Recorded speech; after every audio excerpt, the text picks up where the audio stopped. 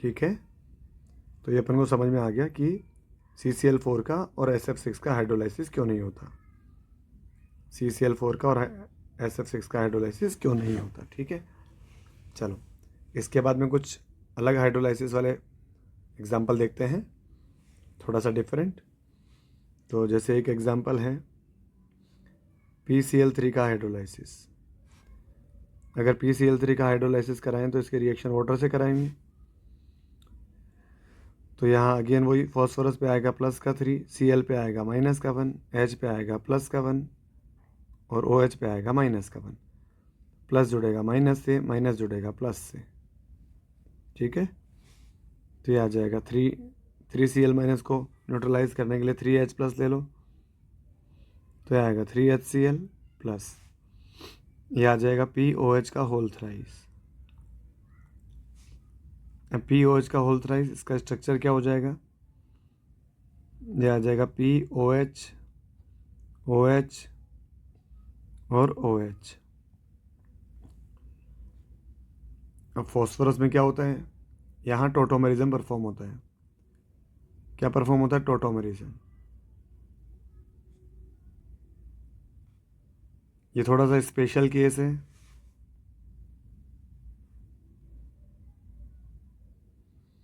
जब भी फॉस्फोरस के ऑक्सी एसिड अपन ने बनाए थे तो उस ऑक्सी एसिड में अपन ने स्ट्रक्चर का फॉर्मेशन का एक रूल बताया था। क्या रूल बताया था, सबसे पहले P डबल बॉन्ड O लगाएंगे।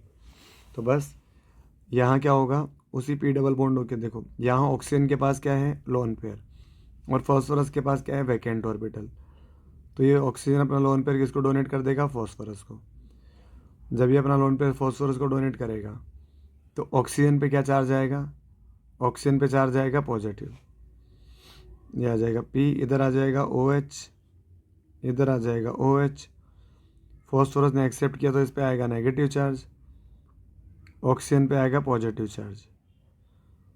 ठीक है, ऑक्सीजन पे आएगा पॉजिटिव चार्ज। अब ऑक्सीजन की इलेक्ट्रोनेगेटिविटी पहले ही ज़्यादा होती है, तो ऑक्सीजन क्या करेगा, ऑक्सीजन की EN तो पहले ही ज़्यादा होती है, तो ऑक्सीजन क्या करेगा,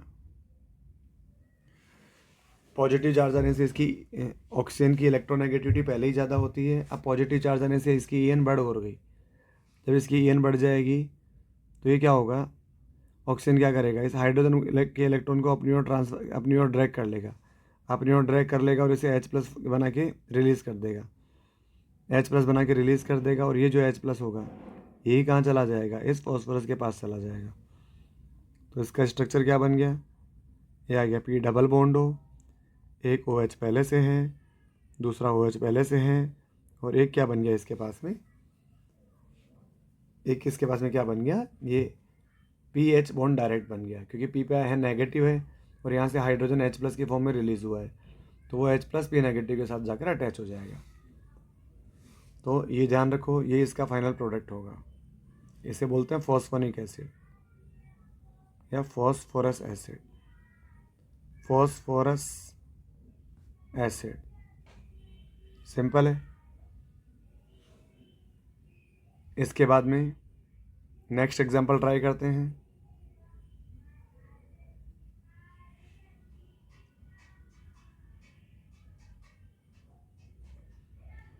ASCl3 प्लस HOH,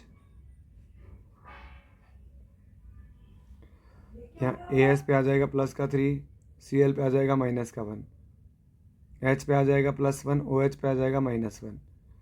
तो सॉल्ट का पॉजिटिव वाटर के सॉल्ट नेगेटिव से, और सॉल्ट का नेगेटिव वाटर के पॉजिटिव से कंबाइन हो जाएगा इस तरह से। तो यहाँ क्या बनेगा, ये बनेगा ASOH का होल थ्राइस। तो इसका स्ट्रक्चर तो ये रहेगा, AS, ये आ जाएगा OH, ये आ जाएगा OH, ये आ जाएगा OH, और इस पर क्या है, इसके पास क्या है, एक लोन पेयर, और क्या आ जाएगा 3HCl। इसके बाद में next example, example number third. ठीक है, जैसे PCl5 का हाइड्रोलाइसिस करवाएं अपन, PCl5 का हाइड्रोलाइसिस करवाओ। तो जब इसका हाइड्रोलाइसिस करवाओगे तो यहाँ पर ये फॉस्फोरस किस में है, +5 में है, तो फॉस्फोरस का जो ऑक्सी एसिड है वो आपको पता होना चाहिए। हाइड्रोलाइसिस इन जनरल जो होता है वो नॉन रेडॉक्स रिएक्शन होती है। तो फॉस्फोरस हैलाइड मतलब ये फॉस्फोरस के जो सॉल्ट है उनके हाइड्रोलाइसिस से क्या बनेगा, इसका ऑक्सी एसिड बनेगा। अब फॉस्फोरस के ऑक्सी एसिड या तो H3PO2 होता है, या H3PO3 होता है, या H3PO4 होता है। अब अगर फॉस्फोरस +1 ऑक्सीडेशन स्टेट में होगा तो H3PO2 बनेगा, अगर +3 ऑक्सीडेशन स्टेट में होगा तो H3PO3 बनेगा, और +5 ऑक्सीडेशन स्टेट में होगा तो H3PO4 बनेगा। सिंपल है। तो यहाँ पर क्या बनेगा इसका हाइड्रोलाइसिस से, इसके हाइड्रोलाइसिस से H3PO4 बनेगा, और क्या बनेगा, HCl बनेगा। इसके हाइड्रोलाइसिस से H3PO4 बनेगा और HCl बनेगा। सिंपल। अब 5Cl है तो यहाँ 5 आ जाएंगे ये, तो इसके आगे अपन ने क्या लगा दिया, 4 लगा दिया। अब इसका हाइड्रोलाइसिस जो होता है वो एक स्टेप में नहीं होता है, 2 स्टेप में होता है। ठीक है, इसका हाइड्रोलाइसिस 2 स्टेप में होता है। अब 2 स्टेप में क्यों होता है, पहले आप इसका PCl5 का स्ट्रक्चर देखो। यहाँ इसका हाइब्रिडाइजेशन क्या हो जाएगा, फॉस्फोरस ने 5 सिग्मा बना रखे तो क्या हो जाएगा sp3d। तो फॉस्फोरस एक क्लोरीन, सेकंड क्लोरीन, एक क्लोरीन इधर है, ये 3 क्लोरीन ऐसे है, तो ये आ जाएगा ट्राइगोनल बाईपिरामिडल। अब फॉस्फोरस में ये जो होती है ये इसे बोलते हैं एक्सियल लेंथ, एक्सियल पोजीशन।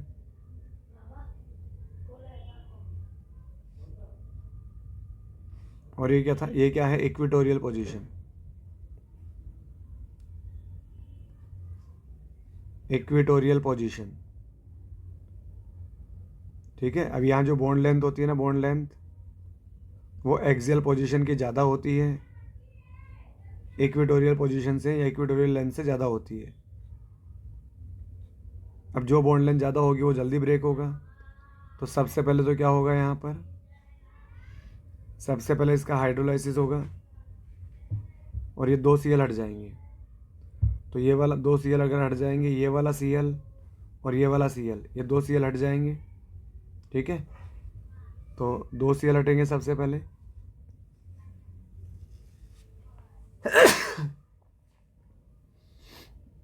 तो यहाँ आ जाएगा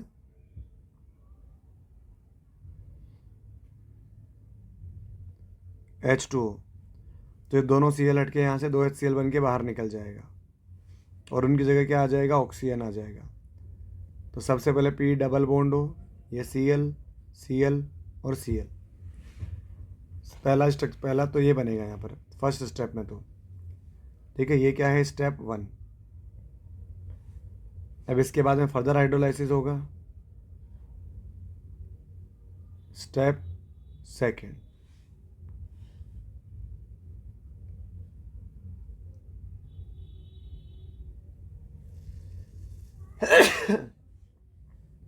स्टेप 2।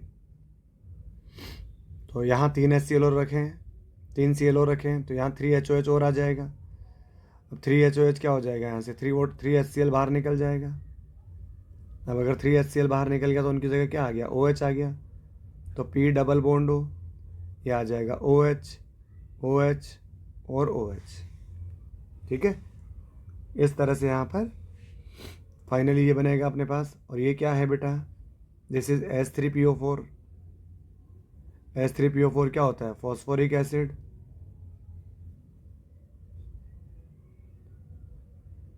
Phosphoric acid. ठीक है, तो पहले 2 एक्सियल वाले Cl हटेंगे, उसकी जगह ऑक्सीजन आ जाएगा। फिर उसके बाद में 3 Cl जो बचे हैं वो हटेंगे, और फिर उनकी जगह OH आ जाएगा। चलो नेक्स्ट एग्जाम्पल है। अब ये जो भी एग्जाम्पल्स अपन कर रहे हैं ना, ये थोड़े से अच्छे एग्जाम्पल्स हैं, तो इनको पहले 2-2 3-3 बार ट्राई करना। हाँ जी बच्चों, तो अगला एग्जाम्पल करते हैं अपन, that is NCl3 plus H2O, बोले तो HOH। NCl3 का हाइड्रोलाइसिस से क्या मिलेगा, NCl3 का हाइड्रोलाइसिस से क्या मिलेगा, तो नाइट्रोजन, क्लोरीन, क्लोरीन, क्लोरीन। यहाँ मेरे पास वाटर है, अब नाइट्रोजन के पास लोन पेयर है पर नाइट्रोजन के पास वैकेंट ऑर्बिटल नहीं है और क्लोरीन के पास एक वैकेंट ऑर्बिटल है, तो क्या होगा, ये हाइड्रोलाइसिस में वाटर अपना लोन पेयर डोनेट करता है, तो नाइट्रोजन के पास वैकेंट ऑर्बिटल है नहीं तो वहाँ तो डोनेट कर नहीं पाएगा, और क्लोरीन के पास वैकेंट ऑर्बिटल है वहाँ डोनेट कर पाएगा। पर याद रखना कुछ केसेस में क्लोरीन पे अगर नेगेटिव चार्ज होता है तो वहाँ वाटर अपना लोन पेयर डोनेट नहीं कर पाता, क्योंकि नेगेटिव चार्ज मतलब इलेक्ट्रॉन रिच, और वाटर खुद लोन पेयर डोनेट कर रहा है तो वो भी इलेक्ट्रॉन रिच। पर यहाँ नाइट्रोजन क्लोरीन की ई एन ऑलमोस्ट बराबर होती है, तो यहाँ क्लोरीन पर कोई भी नेगेटिव चार्ज नहीं आता, तो वाटर अपना लोन पेयर इसको डोनेट कर देता है क्लोरीन को। जब वाटर ने अपना लोन पेयर डोनेट किया तो नाइट्रोजन क्लोरीन के बॉन्ड में क्या होगा, रिपल्शन। रिपल्शन की वजह से ये बॉन्ड कहाँ चले जाएंगे, थोड़े से दूर चले जाएंगे क्लोरीन से। तो जब क्लोरीन से दूर चले जाएंगे तो यहाँ क्या हो जाएगा, ये आ जाएगा NCl। इस बॉन्ड के इलेक्ट्रॉन आ गए नाइट्रोजन के पास, तो इस पर आ गया नेगेटिव चार्ज। ठीक है, अब अगर बॉन्ड के इलेक्ट्रॉन क्लोरीन से दूर चले गए तो इस पर आएगा डेल पॉजिटिव, इस पर आएगा डेल नेगेटिव। अब जो Cl पर अगर पॉजिटिव चार्ज आ रहा है तो Cl पॉजिटिव पर वाटर का क्या अटैच होगा, नेगेटिव पार्ट, तो वाटर का नेगेटिव पार्ट इस पर Cl पॉजिटिव पर अटैक हो जाएगा तो क्या हो जाएगा, HOCl बन जाएगा। और जो नाइट्रोजन पर डेल नेगेटिव आया है तो उस डेल नेगेटिव पे वाटर का क्या पार्ट कंबाइन होगा, अटैच होगा, तो H पॉजिटिव पार्ट। तो इस नाइट्रोजन पर के नेगेटिव चार्ज पर वाटर का हाइड्रोजन अटैच हो जाएगा। सिमिलरली ये प्रोसेस 2 बार और चलेगा, 2HOH, तो जैसे यहाँ अटैच हुआ है तो ये अपना लोन पेयर वापस इसको डोनेट करेगा। ठीक है, तो यही प्रोसेस 2 बार और चलेगा, तो यहाँ बन जाएगा NH3 और 2HOCl और बन जाएगा, 2HOCl और बन जाएगा। ठीक है, तो यहाँ पर क्या हो जाएगा, वाटर के लोन पेयर क्लोरीन के वैकेंट ऑर्बिटल में आने की वजह से नाइट्रोजन क्लोरीन के बॉन्ड नाइट्रोजन की ओर शिफ्ट हो जाएंगे, तो नाइट्रोजन पे आएगा N-3, क्लोरीन पे आएगा Cl+, तो ये H+ और ये OH-। अब हाइड्रोलाइसिस में होता क्या है, वाटर का पॉजिटिव सॉल्ट के नेगेटिव से, वाटर का नेगेटिव सॉल्ट के पॉजिटिव से कंबाइन होता है, तो Cl- कंबाइन होगा OH- से और नाइट्रोजन कंबाइन होगा H+ से। ठीक है, तो ये आ जाएगा N-3 H+3, तो ये आ जाएगा NH3। ठीक है, यहाँ 3 मोल यूज़ कर लेते हैं अपन वाटर के, और क्या बन जाएगा, 3HOCl। This will be the final product. ये इंपॉर्टेंट एग्जाम्पल है, ध्यान रखना बच्चों इसका। ठीक है, NCl3 का हाइड्रोलाइसिस से अमोनिया मिलता है और HOCl मिलता है। ये मैंने पूरा मैकेनिज्म इसका एक्सप्लेन कर दिया है। चलो, बहुत अच्छे। अगला एग्जाम्पल NF3 का हाइड्रोलाइसिस। NF3 का हाइड्रोलाइसिस एक्चुअली नॉट पॉसिबल। क्यों पॉसिबल नहीं है, क्योंकि नाइट्रोजन के पास ना तो नाइट्रोजन के पास वैकेंट ऑर्बिटल है, ना फ्लोरीन के पास वैकेंट ऑर्बिटल है, तो वाटर अपना लोन पेयर किसको डोनेट करेगा, किसी को भी नहीं डोनेट कर पाएगा।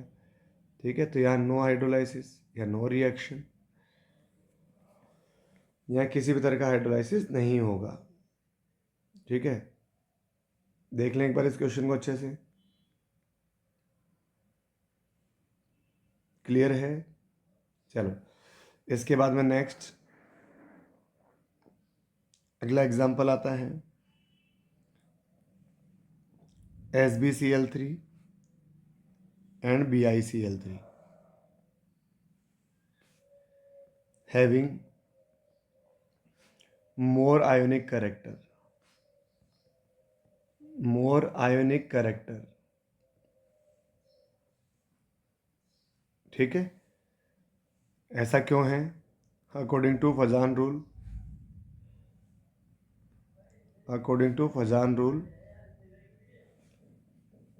ठीक है, due to bigger size of cation. Fajans क्या बोलता है, स्मॉल कैटायन, लार्ज एनायन और किसी का भी हाई चार्ज, चाहे हाई पॉजिटिव चार्ज चाहे हाई नेगेटिव चार्ज, ये लीड करता है किसको, कोवेलेंट कैरेक्टर को। स्मॉल कैटायन, लार्ज एनायन, यहाँ तो कैटायन लार्ज है ये तो नाना पाटेकर, ऐश्वर्या सब बीमार, तो नाइट्रोजन फैमिली के लास्ट 2 मेंबर्स हैं, तो उनका साइज़ लार्ज है। इस वजह से इनमें आयनिक करेक्टर, कोवेलेंट करेक्टर कम है। अगर कैटाइन का साइज़ कम होता है तो कोवेलेंट करेक्टर ज़्यादा होता है, कैटाइन का साइज़ ज़्यादा है तो कोवेलेंट करेक्टर कम है। कोवेलेंट करेक्टर कम है तो आयनिक करेक्टर ज़्यादा है। अब अगर आयनिक करेक्टर ज़्यादा है, हाइड्रोलाइसिस तो कोवेलेंट कंपाउंड की प्रॉपर्टी है, यानी जहाँ कोवेलेंट करेक्टर ज़्यादा हो, तो इनका हाइड्रोलाइसिस जो होता है वो पार्शियल होता है। Hence there is partial hydrolysis, there is partial hydrolysis of SbCl3 and BiCl3। SbCl3 और BiCl3 का पार्शियल हाइड्रोलाइसिस होता है। तो इधर SbCl3 यूज लिया अपन ने, जब इसका हाइड्रोलाइसिस करवाएंगे तो आउट ऑफ 3Cl 2Cl का तो Sb पर +1 चार्ज आए, +3 चार्ज आएगा, Cl पे -1 चार्ज आएगा। तीनों Cl में से 2Cl तो हाइड्रोजन के साथ HCl का फॉर्मेशन कर लेंगे। ये H2O क्या होता है, HOH होता है, HOH। तो यहाँ क्या हो जाएगा, 2 तो HCl बन जाएगा, ठीक है। और क्या बन जाएगा, SbOCl, SbOCl, 2 Cl की जगह एक ऑक्सीजन आ जाएगा। इसकी आती है white turbidity. White turbidity, turbidity क्या होती है मैंने पहले भी समझा चुका हूँ। पीपीटी देखो, प्रेसिपिटेशन और टर्बिडिटी, इन दोनों में डिफरेंस होता है। क्या डिफरेंस होता है कि पीपीटी तो नीचे कंटेनर में बॉटम पार्ट पे जाके कलेक्ट हो जाती है, ठीक है, सेटल डाउन हो जाती है। लेकिन जो टर्बिडिटी होती है वो सॉल्यूशन में ही मूव करती रहती है, सॉल्यूशन के अंदर ही। तो दिस इज द डिफरेंस।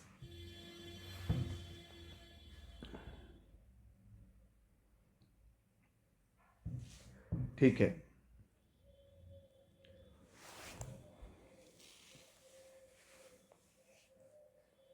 जैसे अगर कांच के गिलास में पानी हो, उसमें 2 बूंद दूध के डाल दें तो सॉल्यूशन कैसा हो जाता है, ओपेक।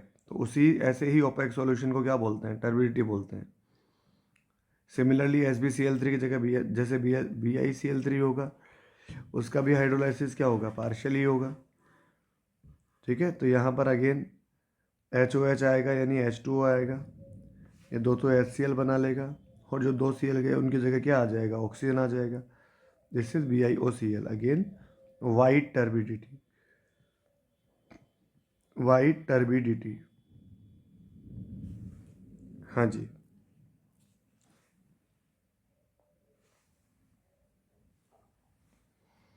अब बात करते हैं नेक्स्ट, अगला नेक्स्ट और important point, hydrolysis of interhalogen compounds. Hydrolysis of interhalogen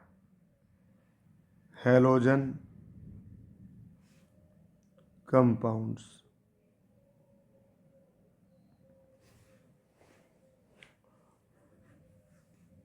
interhalogen compounds, ठीक है। This is X-N।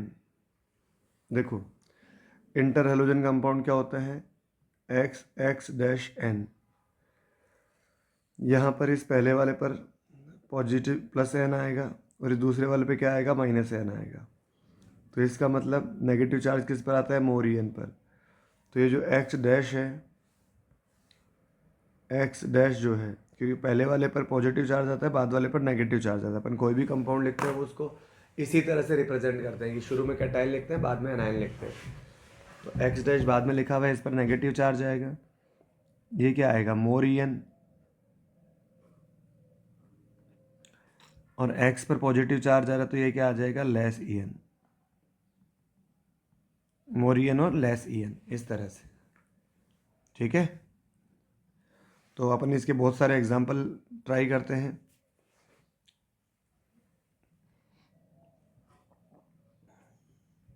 हाँ जी, अब आपको थोड़ा बहुत सारे सबके ऑक्सी एसिड्स के बारे में थोड़ा बहुत आइडिया होना चाहिए।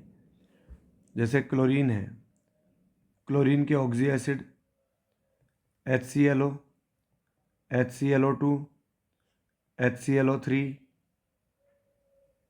ठीक है, HClO4।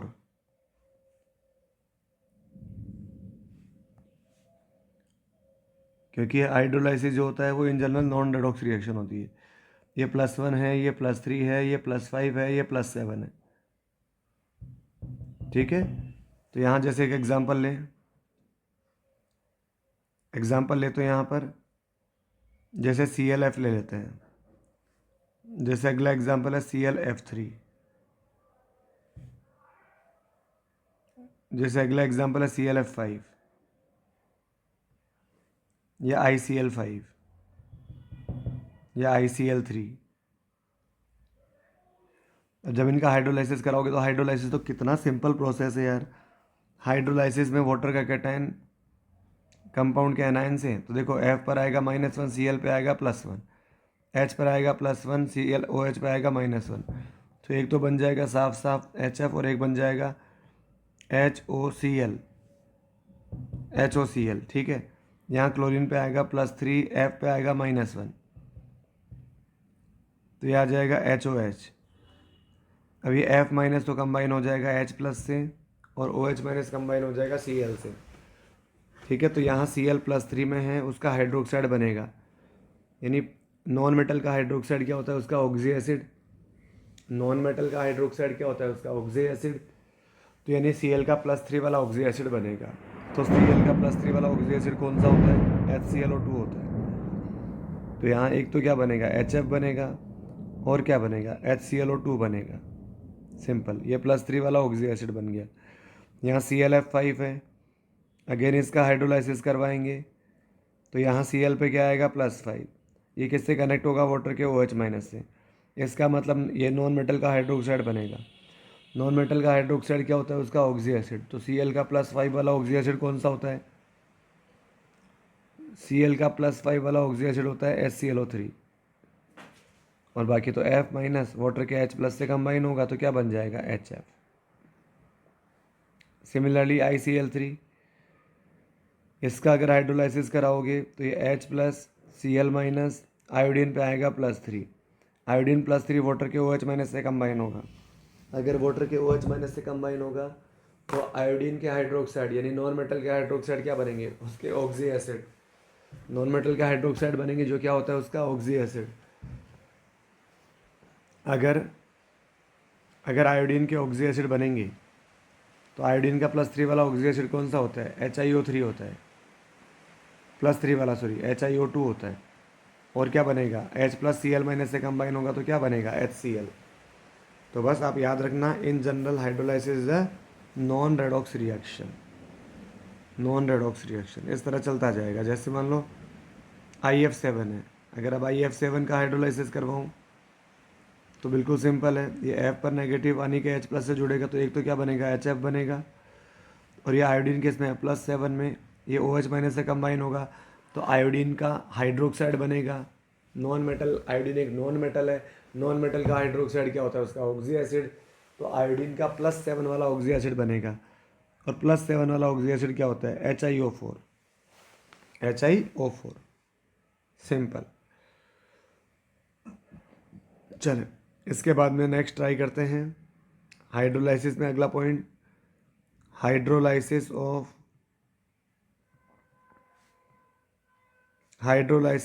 Pyro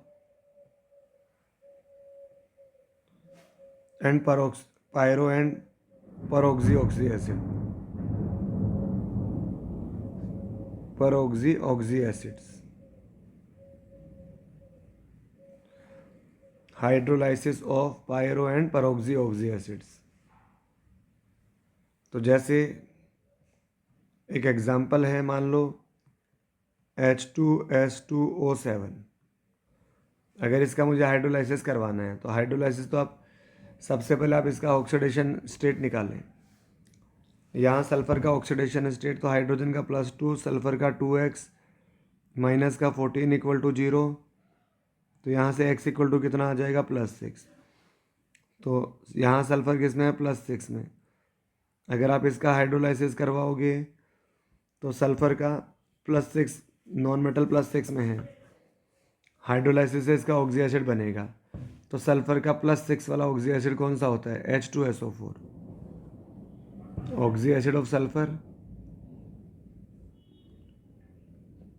oxy acid of sulphur.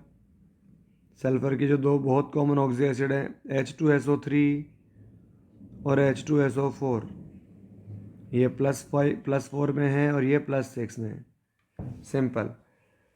ठीक है, तो पर अगर +6 वाला है तो +6 वाला ऑक्सी एसिड बन जाएगा। इसको आप और इजीली कर पाओगे अगर इसका स्ट्रक्चर आप इजीली बना पाओगे। तो यह आ जाएगा सल्फर OH। इनके स्ट्रक्चर फॉर्मेशन के रूल में आपको ऑलरेडी बता चुका हूँ बच्चों। डबल बॉन्ड हो, डबल बॉन्ड हो, डबल बॉन्ड हो, डबल बॉन्ड हो। एक क्या बचेगा? ऑक्सीजन। ये ऑक्सीजन बचेगा। इधर क्या, अब इसका क्या करना है? हाइड्रोलाइसिस। तो ये H+ और OH-। अब आप देखो, जब इसका हाइड्रोलाइसिस करोगे तो ऑक्सीजन पे आएगा डेल नेगेटिव, सल्फर पर आएगा डेल पॉजिटिव। तो ऑक्सीजन का डेल नेगेटिव पानी के H+ से जुड़ेगा और सल्फर का डेल पॉजिटिव पानी के OH- से जुड़ेगा। इस तरह से इसको यहाँ से ऐसे ब्रेक कर लो और कंबाइन कर लो। तो अगर आप देखोगे तो यहाँ पर 2 मोल ऑफ सल्फ्यूरिक एसिड मिलेगा आपको, 2H2SO4 मिलेगा, 2H2SO4। ठीक है, आप बड़े सिंपल तरीके से आप इसको हाइड्रोलाइज कर सकते हो। +6 से +6 वाला ऑक्सी एसिड बन जाएगा, दैट्स इट। सल्फर 2 है तो यहाँ 2 लगा दो, बैलेंस हो जाएगी रिएक्शन, सिंपल। अगला एग्जाम्पल है नेक्स्ट एग्जाम्पल H2S2O8। अगर सल्फर का ऑक्सीडेशन, यहाँ पर सल्फर का ऑक्सीडेशन स्टेट निकालो, +2 + 2x माइनस का 16 = 0, तो x = +7 आ जाएगा। अब यार max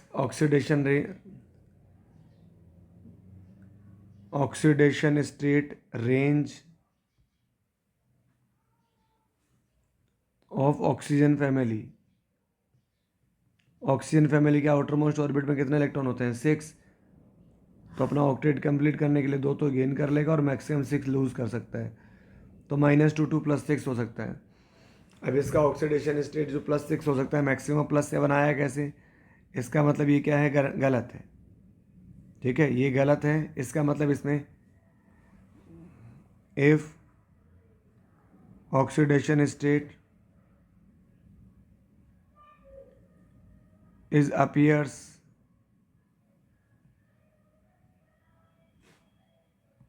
more than its highest oxidation state,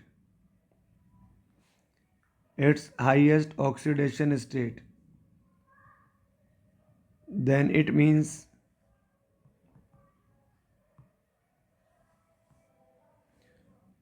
our calculation is wrong, our calculation method is wrong,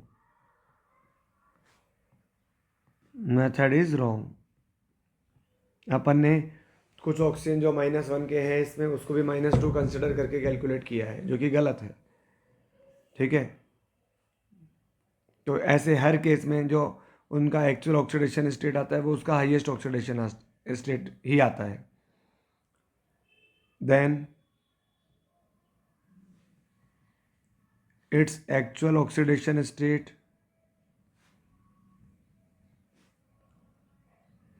its actual oxidation state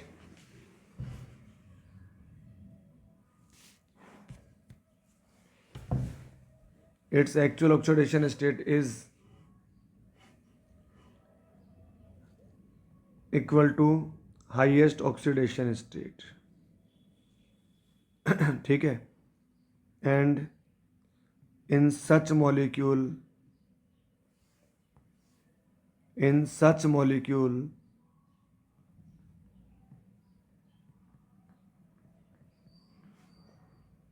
peroxy bond is present, peroxy bond is present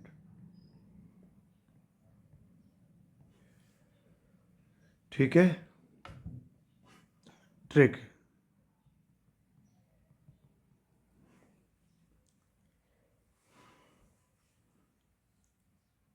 hydrolysis product, hydrolysis product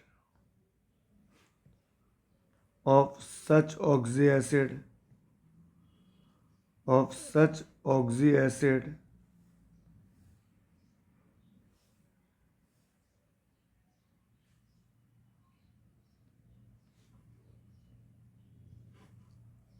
is equal to,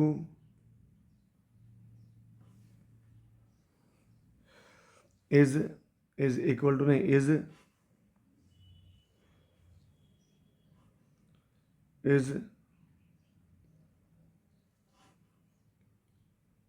oxy acid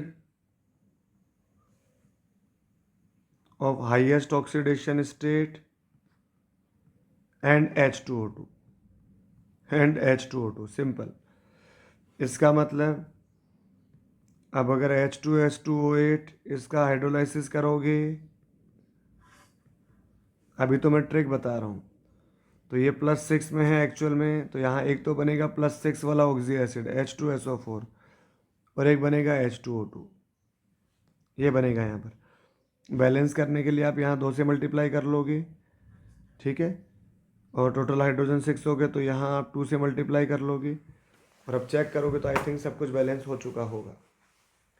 अब ये तो अपन ने simple trick से समझा, अब मैं इसका actual structure wise कैसा होता है वो समझाता हूँ। तो सबसे पहले सल्फर पर इसका स्ट्रक्चर बनाएंगे OH double bond O, double bond O, double bond O, double bond O। यहाँ 6 ऑक्सीजन यूज़ आ चुके हैं, अभी भी 2 ऑक्सीजन बचे हुए हैं, तो यहाँ क्या बनेगा, इसका परऑक्सी लिंकेज बनेगा।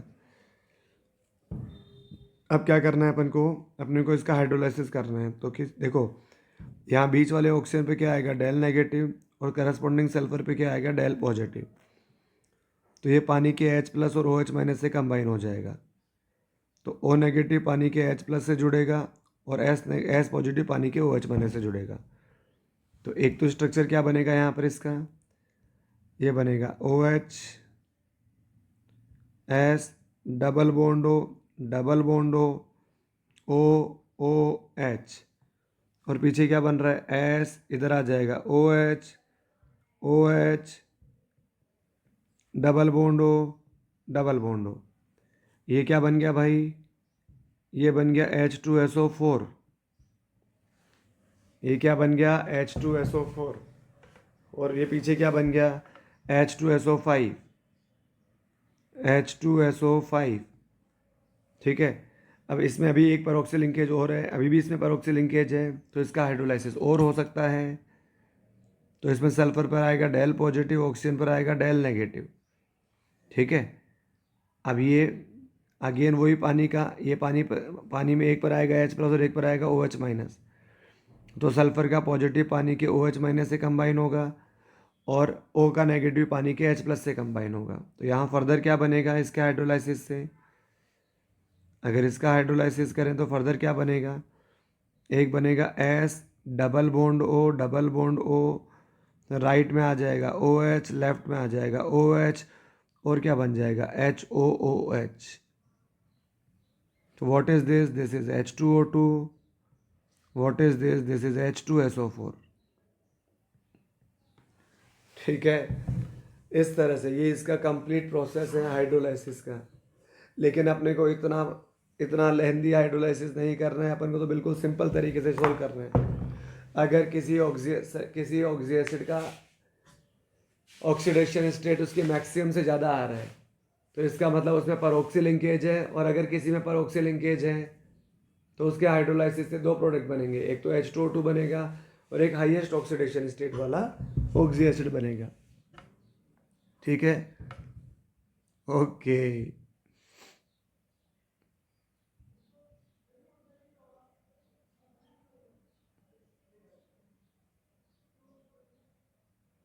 ये इसका कंप्लीट प्रोसेस है। अब देखो आगे वाले एग्जांपल्स को मैं इतना डिटेल में नहीं समझाऊंगा। जैसे लेट सपोज मेरे पास H2SO5 है, H2SO5 का हाइड्रोलाइसिस करवाना है। तो सबसे पहले इसका ऑक्सीडेशन स्टेट कैलकुलेट किया, +2 + x - 10 = 0। x = कितना आ जाएगा, +8 आ जाएगा। x = +8 आ जाएगा, +8। ठीक है, ये क्या है, रॉन्ग है, रॉन्ग। तो इसका एक्चुअल ऑक्सीडेशन स्टेट कितना आएगा, ठीक है, ऑक्सीडेशन स्टेट एक्चुअल वो आएगा +6, हाईएस्ट। ठीक है, जब हाईएस्ट से भी ज़्यादा है तो एक्चुअल में उसका हाईएस्ट वाला ही उसका एक्चुअल ऑक्सीडेशन स्टेट होता है। तो एक तो इसका हाईएस्ट ऑक्सीडेशन स्टेट +6 वाला ऑक्सी एसिड बन जाएगा, और क्या बन जाएगा, H2O2 बन जाएगा, सिंपल। ठीक है, परफेक्ट। जैसे अगर मन इसके और भी एग्जांपल अगर ट्राई करें, एग्जांपल नंबर 1 वो हो गया था, एग्जांपल नंबर 2 ये है, 1 2। Now this one is, this is 3, third example, and this is fourth example, H2H2O8 H2SO5 और H2H2O7। अगर यहाँ मैं बात करूँ H4P2O7, सबसे पहले इसका ऑक्सीडेशन स्टेट चेक करो, दिमाग में याद रखना, oxidation state range, oxidation state range of nitrogen family, of nitrogen family. तो नाइट्रोजन के आउटर मोस्ट ऑर्बिट में 5 इलेक्ट्रॉन होते हैं, ऑक्टेट कंप्लीट करने के लिए 3 गेन करेगा और मैक्सिमम 5 लूज कर सकता है। तो ये इसकी रेंज होती है। पहले इसका कैलकुलेट करो, ऑक्सीडेशन स्टेट +4 + 2x -14 = 0। तो यहाँ से x कितना आ जाएगा, +5 आएगा। तो यहाँ ये +5 में है, तो ठीक है, हाइड्रोलाइसिस से ऑक्सी एसिड बन जाएगा +5 वाला, और +5 वाला ऑक्सी एसिड क्या होता है इसका, H2SO3PO4। ये +5 में है तो ये भी +5 में ही बनेगा, सिंपल। बैलेंस करने के लिए 2 यूज़ कर लो, सब कुछ बैलेंस हो चुका होगा। ठीक है, हाँ जी। Oxy acid of phosphorus, oxy acid of phosphorus, ठीक है। तो इसके 3 ऑक्सी एसिड होते हैं, H3PO2 H3PO3 और H3PO4। ये +5 वाला, ये +3 वाला और ये +1 वाला। ठीक है, हाइड्रोलाइसिस मैं कितनी बार समझा चुका हूँ। हाइड्रोलाइसिस इन जनरल क्या होता है, नॉन रेडॉक्स रिएक्शन होती है। क्या होती है, नॉन रेडॉक्स। तो इसके हाइड्रोलाइसिस से ये बनेगा। चल, बहुत अच्छे।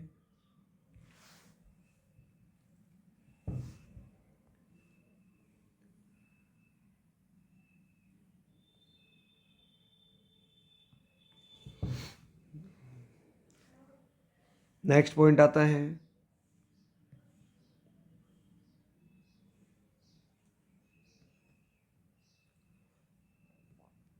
Hydrolysis of acidic oxides, hydrolysis of acidic oxides. Acidic oxide कौन से ऑक्साइड होते हैं, non metal oxides. Non metal oxides ये होते हैं एसिडिक ऑक्साइड। हाँ जी,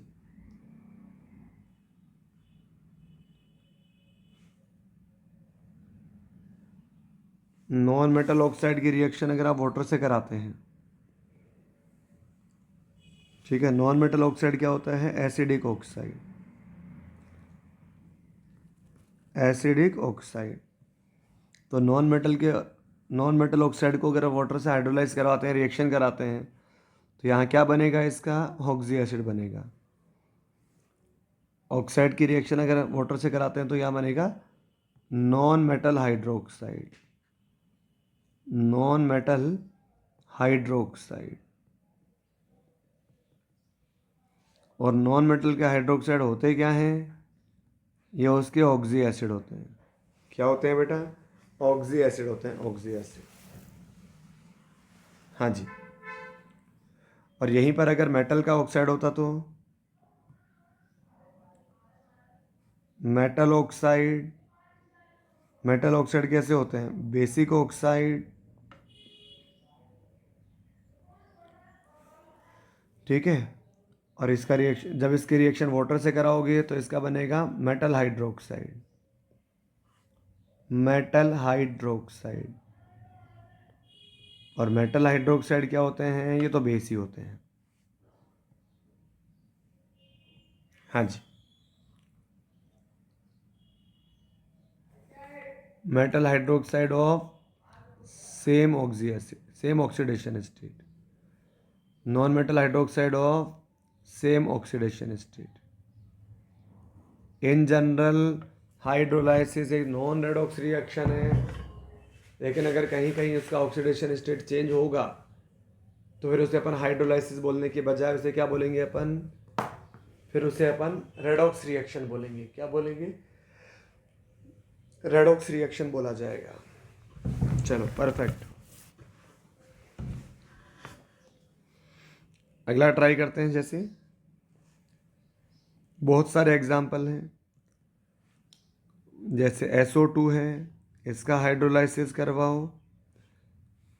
अगला एग्जाम्पल है SO3 का हाइड्रोलाइसिस करवाओ।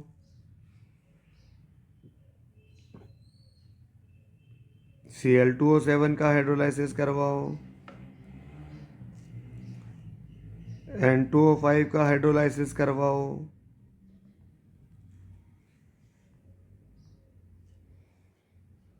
P4O6 का हाइड्रोलाइसिस करवाओ।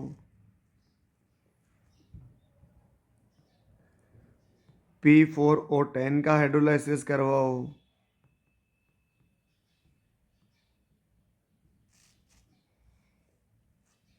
यहाँ Na2O का हाइड्रोलाइसिस करवाओ। मैग्नीशियम ऑक्साइड का हाइड्रोलाइसिस करवाओ, है ना, इस तरह से। तो यहाँ पर ये नॉन मेटल का ऑक्साइड है +4 वाला, तो सल्फर का +4 वाला ऑक्सी एसिड में बता चुका हूँ H2SO3 होता है। यहाँ ये सल्फर है +6 वाला, सल्फर का +6 वाला ऑक्सी एसिड में मैं समझा चुका हूँ H2SO4 होता है। ये +6 में है, ये +4 में है। यहाँ क्लोरीन +7 में है, +7 का हाइड्रोलाइसिस करवाएंगे तो क्लोरीन का +7 वाला ऑक्सी एसिड बन जाएगा, +7 से +7 वाला।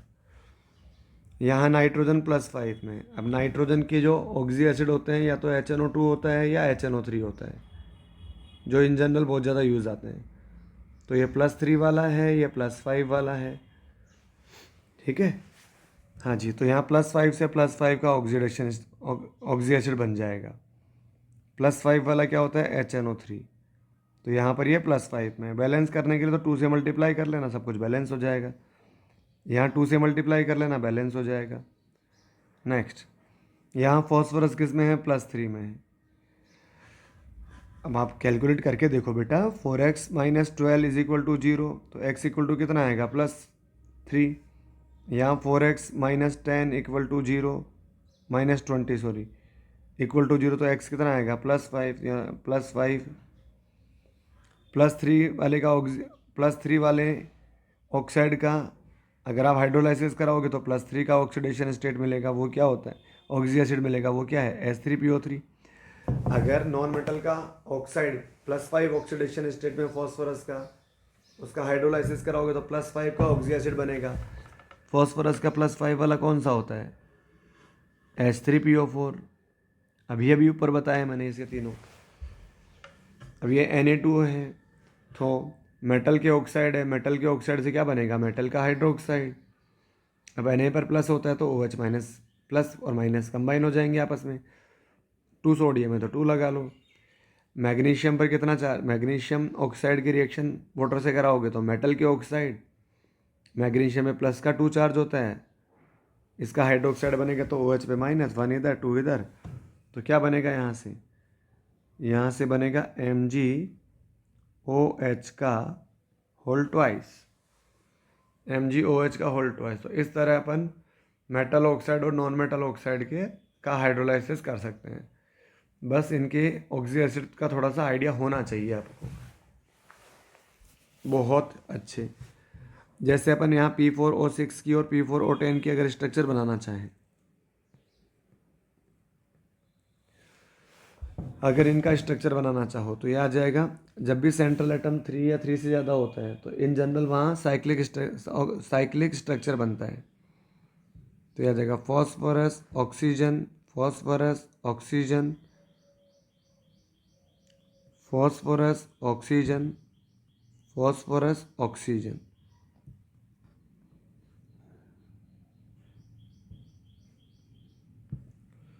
और क्या है, 2 ऑक्सीजन और बच गए, तो वो इनके बीच कनेक्ट हो जाएंगे इस तरह से, और यहाँ इस तरह से कनेक्ट हो जाएंगे इनके बीच। ये P4O6 हो गया। अगला P4O10, तो सिमिलरली उसमें डबल बॉन्डो और आ जाएगा। बाकी तो सारा स्ट्रक्चर एज इट इज़ रहेगा। Phosphorus oxygen phosphorus, oxygen phosphorus, oxygen phosphorus, oxygen phosphorus. ये 2 ऑक्सीजन आ गए। फिर यहाँ double bond O, double bond O, double bond O, double bond O। ये P4O10 का स्ट्रक्चर होता है। ठीक है, P4O6 और P4O10 इनके स्ट्रक्चर इस तरह से बनाए जा सकते हैं। बहुत शानदार। ठीक है, समझ आ गया सबको? जल्दी से नोट कर लें।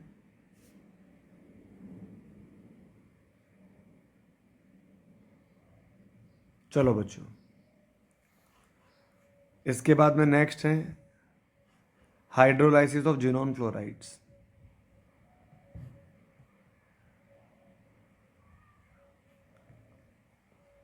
Hydrolysis of xenon fluorides.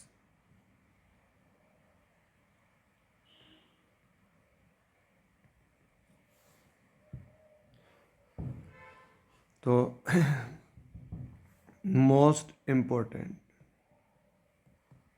Xenon के फ्लोराइड का हाइड्रोलाइसिस मोस्ट इम्पोर्टेंट है। ठीक है, तो यहाँ सबसे पहले जैसे XeF2, इसका हाइड्रोलाइसिस करवाएं। जब इसका हाइड्रोलाइसिस करवाओगे तो XeF2 देखो यहाँ बनेगा, जिनोन का तो हो जाएगा रिडक्शन, +2 से Xe में रिडक्शन हो गया। फ्लोरीन H+ से मिलके क्या बना लेगा, HF, और क्या बन जाएगा यहाँ पर, ऑक्सीजन बन जाएगा। तो यह हाफ O2। तो यहाँ जिनोन +2 से 0 में क्या हो गया, जिनोन का हो गया रिडक्शन। ऑक्सीजन -2 से 0 में चला गया, तो ऑक्सीजन का क्या हो गया, ऑक्सीडेशन। ऑक्सीजन का हो गया ऑक्सीडेशन। इसका मतलब XeF2 का जो हाइड्रोलाइसिस है वो क्या है, वो एक रेडॉक्स रिएक्शन है। XeF2 का हाइड्रोलाइसिस एक रेडॉक्स रिएक्शन है। चलो सेकंड पार्ट, XeF4। XeF4 का जब हाइड्रोलाइसिस कराते हैं तो यहाँ बनता है Xe, यहाँ बनता है XeO3, और क्या बनता है, HF बनता है। ठीक है, तो जिनोन यहाँ +4 में है, +4 से 0 में गया, +4 से +6 में गया, यहाँ से यहाँ इसका हुआ रिडक्शन, और यहाँ से यहाँ इसका हुआ ऑक्सीडेशन। ऑक्सीडेशन, इसका मतलब XeF4 का हाइड्रोलाइसिस कैसा है, डिसप्रपोर्शनेशन है। XeF2 का हाइड्रोलाइसिस कैसा है, रेडॉक्स रिएक्शन है। ठीक है, XeF4 का हाइड्रोलाइसिस कैसा है, डिसप्रपोर्शनेशन है। और यहाँ पर साथ में हाफ ऑफ O2 भी मिलेगा, मतलब ऑक्सीजन भी मिलेगा। अपन बैलेंस कर सकते हैं इसको। जैसे 4 है तो यहाँ 4 आ जाएगा, यहाँ 2 आ जाएगा। बैलेंस करने की ज़रूरत नहीं है, बैलेंस अपन कर लेंगे। इसके बाद में नेक्स्ट, इनऑर्गेनिक में बैलेंसिंग रिएक्शन नहीं पूछी जाती, अपने से तो प्रोडक्ट पूछे जाते हैं, अपन वैसे इसको इजीली बैलेंस कर सकते हैं, कोई प्रॉब्लम नहीं है। अगर XCF6 का हाइड्रोलाइसिस कराऊंगा तो XCF6 का हाइड्रोलाइसिस ये फिर स्टेप वाइज होगा। स्टेप वाइज होगा। सबसे पहले 2 HF मॉलिक्यूल बाहर निकलेंगे और क्या बनेगा, XC, उनकी जगह आ जाएगा फ्लोरीन, XCOF4। फिर इसका जब हाइड्रोलाइसिस करवाएंगे तो फिर से 2 HF मॉलिक्यूल बाहर निकल जाएंगे, तो यह आ जाएगा XCO2F2। फिर इसका हाइड्रोलाइसिस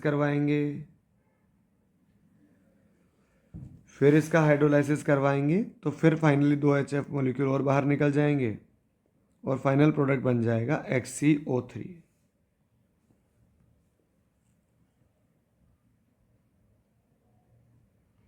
XCO3 बन जाएगा फाइनल।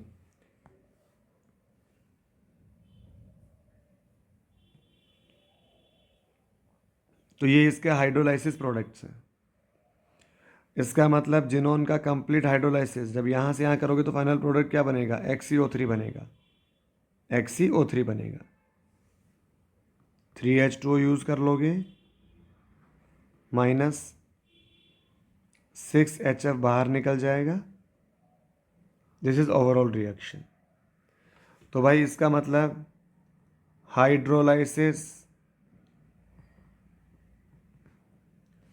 हाइड्रोलाइसिस ऑफ XCF2 ये कैसा है, रेडॉक्स। XCF4 ये कैसा है,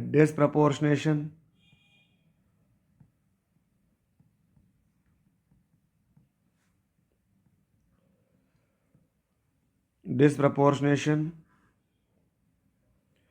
और XCF6 ये कैसा है, नॉन रेडॉक्स। सिंपल है। हाँ जी।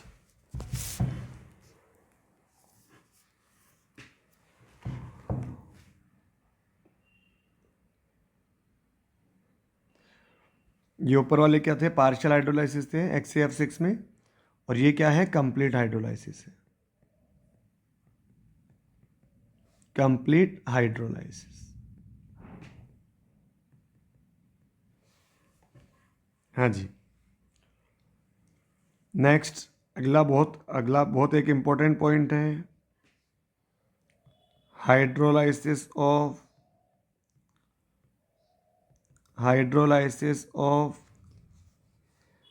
Ionic compounds.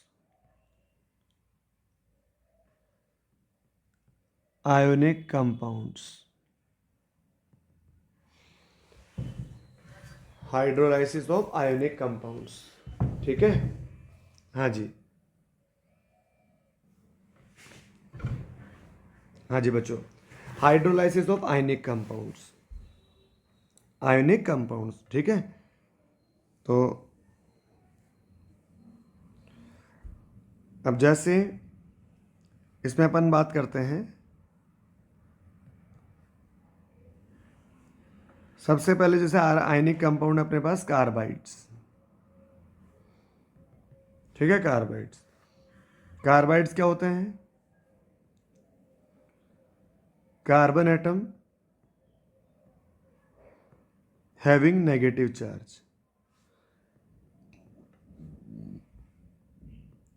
Carbon atom having negative charge उन्हें क्या बोलते हैं, कार्बाइड्स बोलते हैं।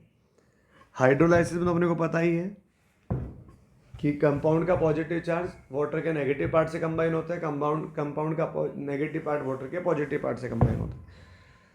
अब जैसे यहाँ अपने पास में एक एग्जांपल है कैल्शियम कार्बाइड CaC2। अब जब इसका हाइड्रोलाइसिस कराएंगे तो HOH से रिएक्शन कराएंगे। जब HOH से रिएक्शन कराओगे तो कैल्शियम पर कितना चार्ज आएगा, पर मेटल का चार्ज कैलकुलेट कर लो। पर मेटल पर कितना चार्ज आएगा, यहाँ +2, तो C2 पे कितना चार्ज आएगा, -2। सिंपल। तो यहाँ पर ये H पर प्लस और OH पे क्या आएगा, -1। तो कैल्शियम +2 OH- से कंबाइन होगा, तो नहीं पता क्या बनेगा यहाँ पर, बिल्कुल सिंपल है, CaOH का होल ट्वाइस। और क्या होगा, C2 - 2 वाटर के H प्लस से कंबाइन होगा, तो 1 इधर और 2 इधर, तो क्या बन जाएगा C2H2। C2H2 ये क्या होता है भाई? C2H2 क्या है? HCHC। ठीक है, और यहाँ क्या बन, कार्बन कार्बन कार्बन कितने बॉन्ड बनाता है? 4 बॉन्ड। एक एक बॉन्ड तो हाइड्रोजन से बना लेगा, बाकी आपस में क्या बनाएगा? ट्रिपल बॉन्ड बनाएगा। तो इसके हाइड्रोलाइसिस से ये बनेगा। ठीक है, तो मेटल पे चार्ज कैलकुलेट कर लो, सिंपल। हाँ जी, इसके बाद में जैसे अगला एग्जांपल है Mg2C3। Mg2C3 जब मैं इसका हाइड्रोलाइसिस करवाऊंगा तो क्या बनेगा? सिंपल, यहाँ क्रॉस एक्सचेंज तो कर नहीं सकते अपन, यहाँ क्रॉस एक्सचेंज तो कर नहीं सकते, तो यहाँ सिंपल मैग्नीशियम क्या है? एक अल्कली अर्थ मेटल, और अल्कली अर्थ मेटल का चार्ज सबको पता ही है। तो एक मैग्नीशियम पे प्लस का 2, तो 2 मैग्नीशियम पे कितना आएगा? प्लस का 4। तो C3 पे कितना आएगा? माइनस का 4। तो 2 मैग्नीशियम पे प्लस का 4, तो एक मैग्नीशियम पे एक्चुअल में कितना चार्ज आएगा? प्लस का 2। और C3 पर कितना आएगा? माइनस का 4। ये H प्लस और OH माइनस, तो Mg+2 OH माइनस से कंबाइन होगा। सबको पता है MgOH का होल ट्वाइस बनेगा, प्लस C3 - 4 H प्लस से कंबाइन होगा, तो 1 इधर और 4 इधर, तो क्या बनेगा? C3H4। C3H4 क्या हो जाएगा? ये आ जाएगा CH3C ट्रिपल बॉन्ड CH। क्या बोलते हैं इसे? इसे बोलते हैं प्रोपाइन। क्या बोलते हैं इसे? प्रोपाइन। तो यहाँ इससे प्रोपाइन बनेगी। ठीक है, इस तरह से। वैसे इसमें एक कंपाउंड और बन सकता है, CH2 double bond C double bond CH2, ये भी बन सकता है, डाई इन भी बन सकता है। इस तरह से बस बिल्कुल सिंपल है। अरे सॉल्ट के पॉजिटिव को वाटर के नेगेटिव से, सॉल्ट के नेगेटिव को वाटर के पॉजिटिव से कंबाइन करते जाओ। जैसे Al4C3 तो यहाँ वैलेंसी का क्रॉस एक्सचेंज ही कर लो, तो 3 एल्यूमिनियम पे चला जाएगा, एल्यूमिनियम पे आया +3, और 4 चला जाएगा कार्बन पे, तो यह आ जाएगा C पे -4। ठीक है, यह सिंपल आप तो वैलेंसी का क्रॉस एक्सचेंज अगर हो पा रहा हो तो वो सिंपल रहता है, उसमें पर मेटल पे पर एलिमेंट पर एटम पे डायरेक्ट चार्ज आ जाता है। तो ये 3 इधर और ये 4 इधर, इस तरह से। तो यहाँ क्या बनेगा इसके हाइड्रोलाइसिस से? ये आ जाएगा HOH, तो ये H प्लस और OH माइनस, तो Al+3 OH माइनस, क्या बनेगा? AlOH का होल थ्राइस, AlOH का होल थ्राइस, प्लस C पे -4, हाइड्रोजन पे H प्लस, क्या बनेगा? CH4। सिंपल है, CH4। हाँ जी, इसके अलावा जैसे एक एग्जांपल है Be2C। अब यहाँ वैलेंसी का क्रॉस एक्सचेंज तो कर नहीं सकते क्योंकि 1 थोड़ी जाएगा इसके ऊपर, तो आप फिर टोटल पॉजिटिव टोटल नेगेटिव से क्लासीफाई करेंगे। देखो, अगर वैलेंसी का क्रॉस एक्सचेंज हो पा रहा हो तो क्रॉस एक्सचेंज से कर लो, और अगर क्रॉस एक्सचेंज नहीं हो पा रहा हो तो अपन टोटल मेटल का पॉजिटिव चार्ज और टोटल, ठीक है, total positive charge total negative charge को बैलेंस कर लेंगे। एक बेरिलियम में +2 तो 2 बेरिलियम पे +4, तो कार्बन पे कितना आएगा? -4। तो 2 बेरिलियम पे +4 है, तो एक बेरिलियम पे तो आ जाएगा +2, और C पे आ जाएगा -4। अब जब इसका हाइड्रोलाइसिस करोगे तो तरीका तो वही है, H प्लस और OH माइनस, तो बेरिलियम +2 OH माइनस से कंबाइन होगा, BeOH का होल ट्वाइस, और C-4 H प्लस से कंबाइन होगा, तो क्या बनेगा? CH4। सिंपल।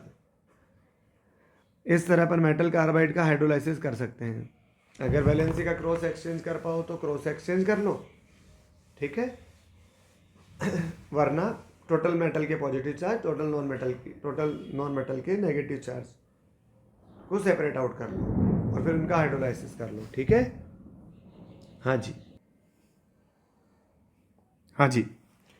जैसे अपन ने कार्बाइड का हाइड्रोलाइसिस किया ना बच्चों, सिमिलरली अपन नाइट्राइड, फॉस्फाइड, इनका भी हाइड्रोलाइसिस कर सकते हैं। ठीक है, व्हेन, मतलब अपन ये आइड वर्ड का भी यूज में लेते हैं। When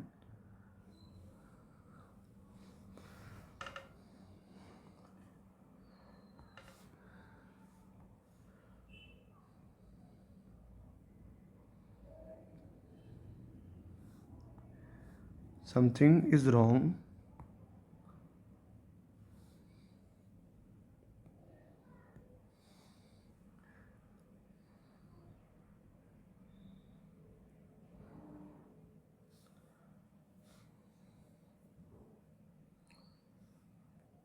when any non-metal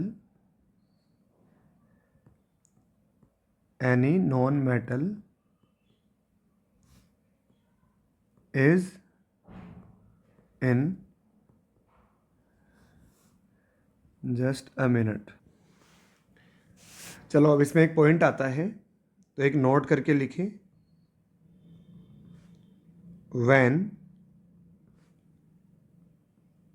any non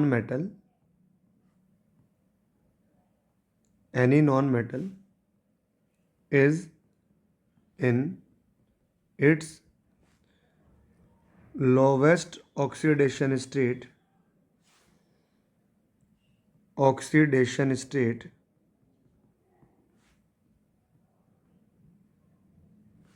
then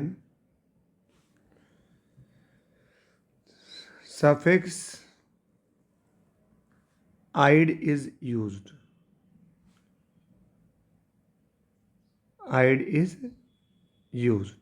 ठीक है, कहने का मतलब जैसे ऑक्सीजन -2 में है तो अपन क्या बोलेंगे इसे ऑक्साइड, सल्फर -2 में है अपन क्या बोलेंगे इसे सल्फाइड, फॉस्फोरस -3 में है इसे क्या बोलेंगे फॉस्फाइड, नाइट्रोजन -3 में है इसे क्या बोलेंगे अपन नाइट्राइड।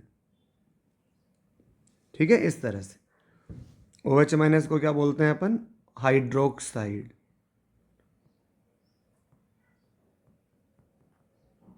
बस इनका अपन को हाइड्रोलाइसिस करना है।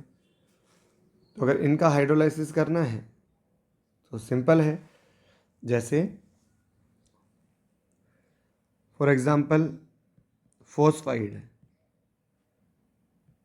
फॉस्फाइड का हाइड्रोलाइसिस करो, फॉस्फाइड क्या होगा, फॉस्फोरस अपनी लीस्ट ऑक्सीडेशन स्टेट में होगा P-3।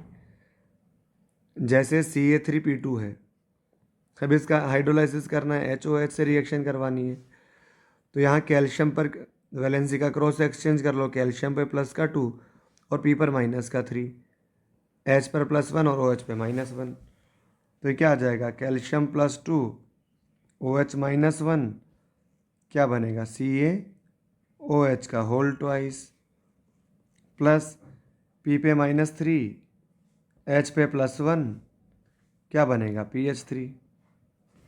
सिंपल है, बस आम ठीक है, हाँ जी। सिमिलरली जैसे अगर मान लो मेरे पास में नाइट्राइड हो, लेट सपोज मेरे पास एक नाइट्राइड हो,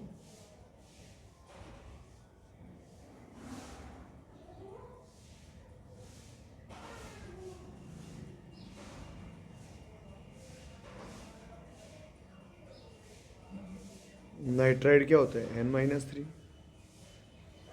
जैसे लेट सपोज यहाँ मेरे पास Li3n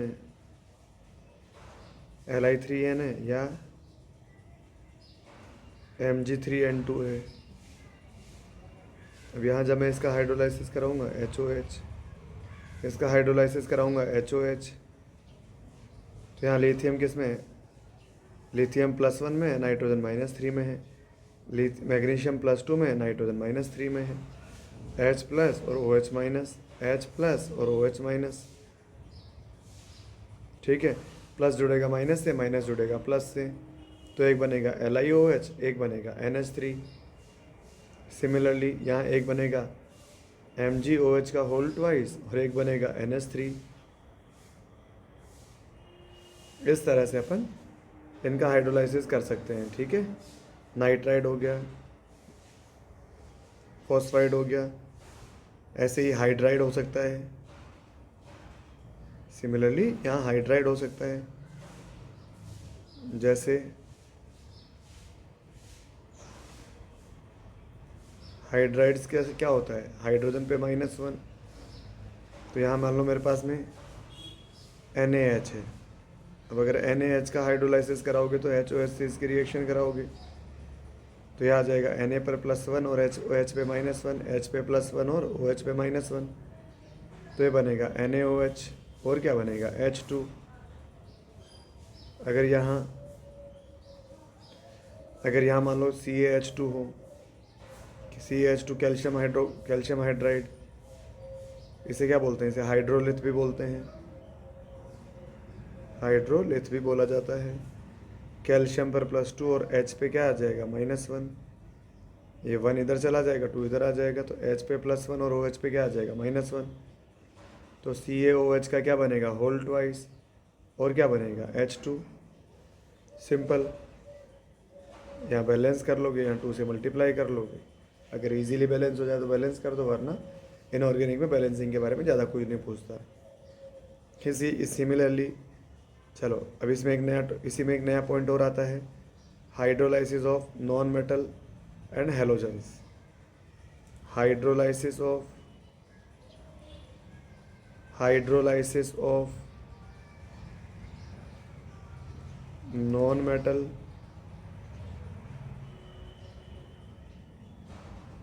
non metal and halogens.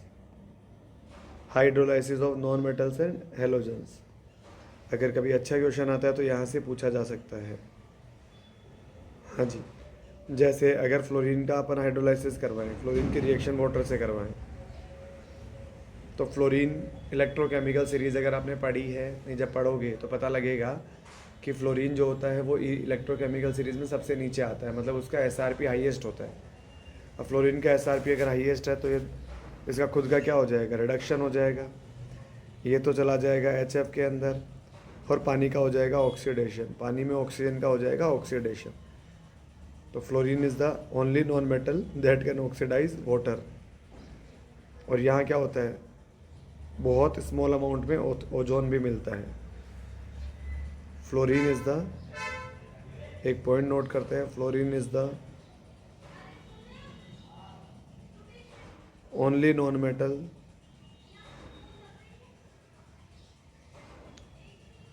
fluorine is the only non-metal that can oxidize H2O as it is powerful oxidising agent. Powerful oxidising agent, ये पहले अपन डिस्कस कर चुके हैं कि जो रिड्यूसिंग एजेंट का ऑर्डर होता है, रिड्यूसिंग एजेंट का HI या I- बहुत अच्छा रिड्यूसिंग एजेंट होता है। I- बहुत अच्छा रिड्यूसिंग एजेंट होता है, इससे वीक होता है Br-, इससे वीक होता है Cl-, इससे वीक होता है F-।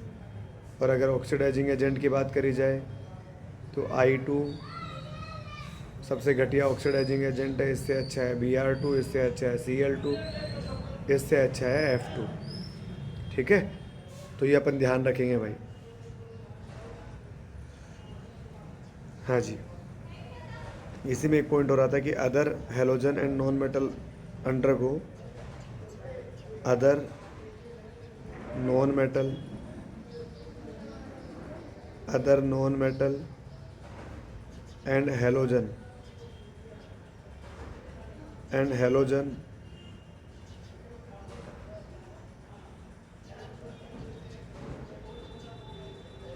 undergo disproportionation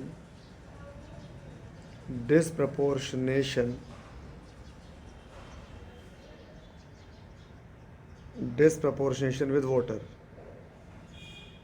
ठीक है, फ्लोरीन को छोड़ दो, बाकी जो होता है उनका डिस्प्रपोर्शनेशन होता है in basic medium. Generally medium basic होगा तो ये रिएक्शन ज़्यादा स्पीड से होगी।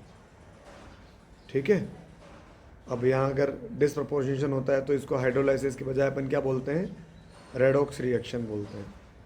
जैसे लेट सपोज अगर मान लो Cl2 की रिएक्शन, Cl2 का अपन हाइड्रोलाइसिस करवाएं, अगर बेसिक मीडियम में इसका हाइड्रोलाइसिस करवाएं तो यहाँ पर अब ये NaOH कैसा है उस पर डिपेंड करता है इसका प्रोडक्ट। अगर लेट सपोज NaOH कोल्ड और डाइल्यूट है, कोल्ड एंड डाइल्यूट है, तो यहाँ बनेगा एक तो NaCl बनेगा और एक NaOCl बनेगा। यहाँ क्लोरीन किस में होता है, +1 में।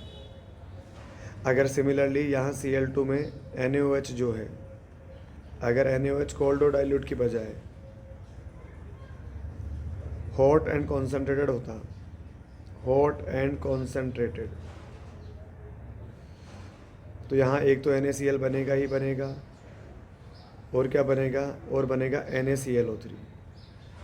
यहाँ क्लोरीन किस में है, +5 ऑक्सीडेशन स्टेट में, यहाँ क्लोरीन किस में, -1 में, यहाँ 0 में, यहाँ 0 में, यहाँ -1 में। तो आप इजीली चेक करते हो, एक बार Cl2 का ऑक्सीडेशन हो रहा है, एक बार Cl2 का रिडक्शन हो रहा है, सिंपल। अगर मान लो इसी में एक रिएक्शन और करवाएं, जैसे P फॉस्फोरस है, अगर फॉस्फोरस की रिएक्शन NaOH से कराते हैं तो फॉस्फोरस NaOH से रिएक्शन करके क्या बनाता है, एक तो बनाएगा यहाँ PH3 और एक बनाएगा NaH2PO2। यहाँ फॉस्फोरस किस में, 0 में, यहाँ फॉस्फोरस किस में, -3 में, यहाँ फॉस्फोरस किस में, +1 में। तो 0 से -3 में इसका रिडक्शन हो रहा है, यहाँ क्या हो रहा है, इसका रिडक्शन, और 0 से +1 में क्या हो रहा है, इसका ऑक्सीडेशन। इस तरह से इसका ये डिस्प्रपोर्शनेशन रिएक्शन शो करते हैं।